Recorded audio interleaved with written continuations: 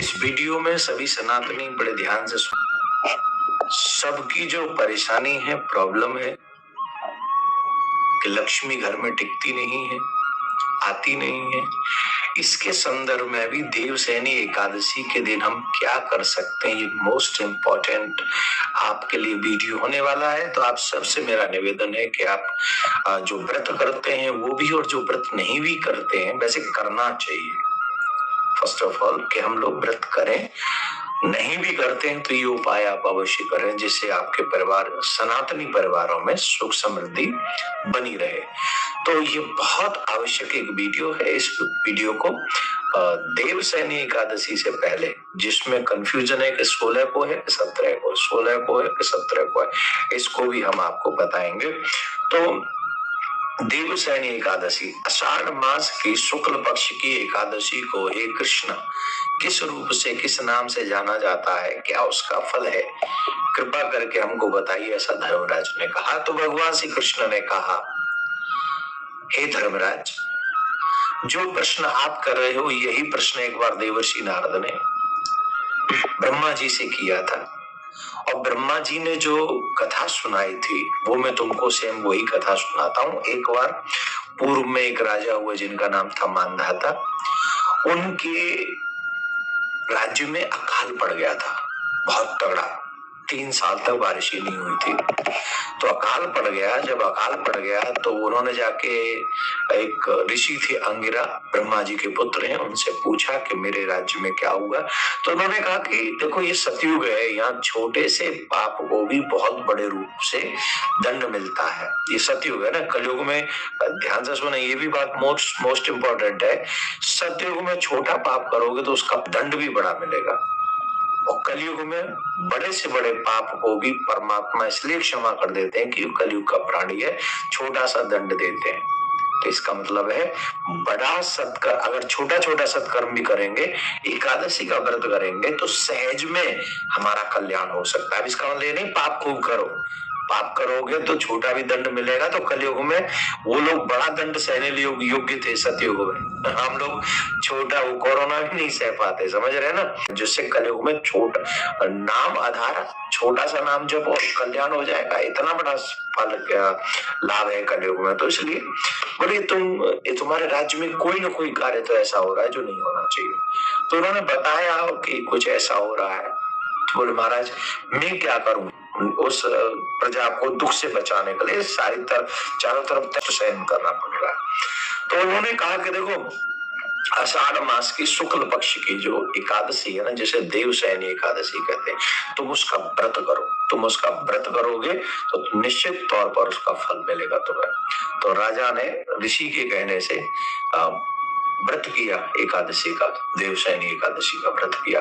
तो व्रत पूर्ण होते ही ऐसी कृपा हुई भगवान की, उन्होंने बड़े विधि विधान से किया, भगवान का अभिषेक किया आदि आदि, और फिर रात्रि में जागरण किया, और जागरण करके भगवान को मनाया, मनाकर भगवान की ऐसी कृपा हुई, मूसलाधार बारिश हुई।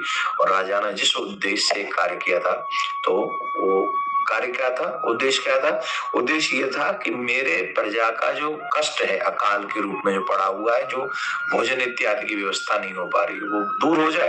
तो बारिश हुई और वो सब दूर हो गया।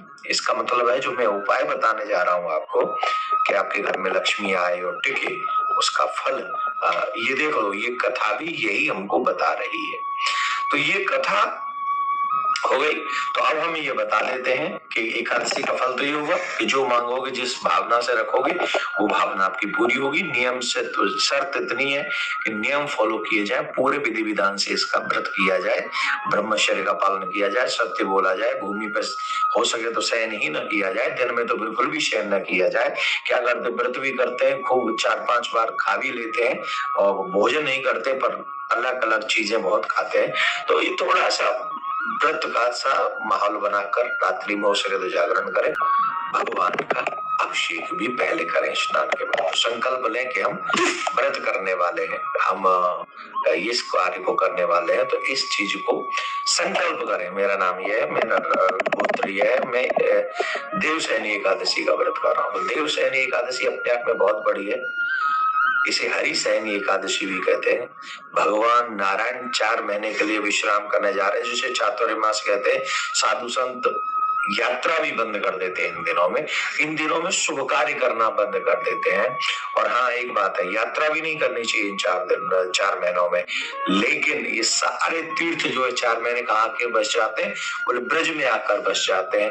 तो इन दिनों में ब्रज में वास करने का बहुत बड़ा, ब्रज की यात्रा करने का मैंने एक मैसेज दे दिया। अब मैं आपको उपाय बताता हूँ। पहले बताता हूँ एकादशी कब है। एकादशी हम लोग 17 जुलाई को मनाएंगे। तो 17 जुलाई को आप देवशयनी एकादशी व्रत करें और इसका पारायण होगा 18 जुलाई को। तो मैं पारायण का समय बताऊंगा, पहले आप सुने ये उपाय जिससे आपके घर में लक्ष्मी ठहर जाए। तो लक्ष्मी कैसे ठहरेगी, तो आप एक कार्य कीजिएगा कि एकादशी का व्रत जब करें, ब्रह्म मुहूर्त में जब आप उठें, स्नान करें, स्नान के बाद में दक्षिण मुखी शंख लें और दक्षिण मुखी शंख में लेकर शंख से भगवान विष्णु का अभिषेक करें पंचामृत से अभिषेक करें। और जब आप पंचामृत से भगवान विष्णु का, लक्ष्मी माँ का अभिषेक करेंगे तो इससे माँ लक्ष्मी बहुत शीघ्र प्रसन्न होंगी और माँ लक्ष्मी आपके घर में निवास करने का निश्चय करेंगे। दूसरा और एक उपाय बताता हूँ कि जब पूजन हो जाए, पूजन करके माँ लक्ष्मी का, नारायण भगवान का पूजन करके, मीन्स राधा कृष्ण का पूजन करके, मीन्स सीताराम जी का पूजन करके, समझ गए, उनका पूजन करके आप उन पर ₹1.25 या तो ₹1.25 तो मिलेगा नहीं तो ₹11 ले लें और चांदी का सिक्का हो तो चांदी का सिक्का ले लें और वो नारायण भगवान के ऊपर न्यौछावर करके वहीं रख दें। और जब पारायण करें दूसरे दिन तब वहां से उसको लें और लाल वस्त्र में या पीले वस्त्र में, पीला वस्त्र ज्यादा शुभ है, पीले वस्त्र में लें। भगवान को पीला रंग ज्यादा पसंद है, नारायण भगवान को, तो पीले वस्त्र में बांध कर वो जो धन है वो पोटली ले और वो जहां आप धन रखते हैं, तिजोरी कहते हैं, खजाना कहते हैं, जो भी कहते हैं, वहां रख दे।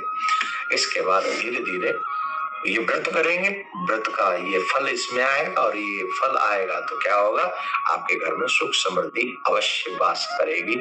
ऐसा हम संतों का मत बता रहे हैं, ठीक है ना, ये बात ध्यान रखें। अब एकादशी पारायण का समय हम बता रहे हैं 18 जुलाई को सुबह 5:35 से प्रारंभ होगा और 8:21 तक हम लोग पारायण कर सकते हैं। तो आप सभी देवशयनी एकादशी का व्रत कीजिएगा, ये उपाय कीजिएगा, ज्यादा रिश्तेदारों को ये उपाय पहुंचाइएगा जिससे उनके घर से लक्ष्मी